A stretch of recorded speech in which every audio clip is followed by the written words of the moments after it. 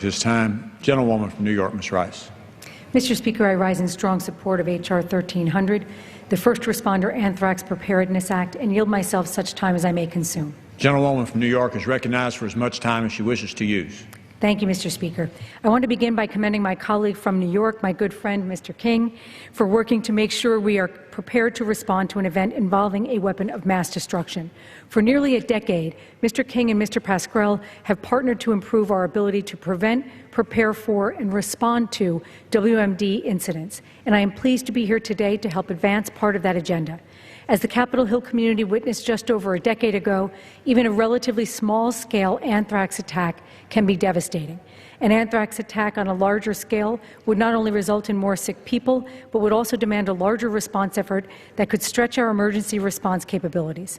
Although we typically think about our WMD policies at the national level, it is important to remember that the initial response to an anthrax event is local. We have an obligation to make sure that those who are called upon to respond to an anthrax attack can do so without jeopardizing their own health in the process. As a member of the Emergency Preparedness Subcommittee, I've heard from emergency responders about what they need to effectively respond to an anthrax attack. I have also had conversations with first responders in my own district, and what I've heard repeatedly is that first responders need access to pre-event vaccinations so that if and when the time comes, they can respond swiftly without fear for their own health. These are the men and women we will rely on in the event of a WMD incident, the men and women we will call on to risk their lives as they do every day, and they deserve every layer of protection we can provide.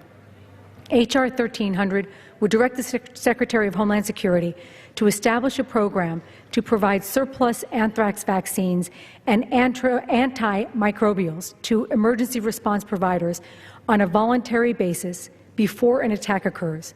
This legislation has the support of the International Association of Fire Chiefs, the International Association of Emergency Medical Services Chiefs, and the Alliance for Biosecurity. In my opinion, a program like this is long overdue, and I want to thank Mr. King and Mr. Pascrell for their leadership in working to make it a reality. I urge my colleagues to support the First Responder Anthrax Preparedness Act, and I reserve the balance of my time. Gentlelady reserves.